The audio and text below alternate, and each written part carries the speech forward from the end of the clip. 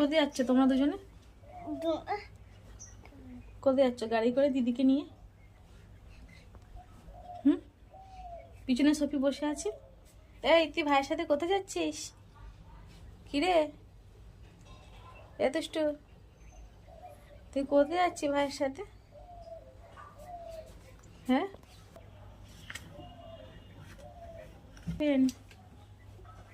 কানে কি? কানে কি? কানে ওই হাঁটতে দিদি জিভ দিয়ে চেটে দিয়েছে। হ্যাঁ আচ্ছা দিদি তো গাড়িটা চালাই দাই, গাড়িটা চালাচ্ছে। গাড়িটা উল্টে দাই, এটা খারাপ দাই। গাড়ি খারাপ হয়ে গেছে।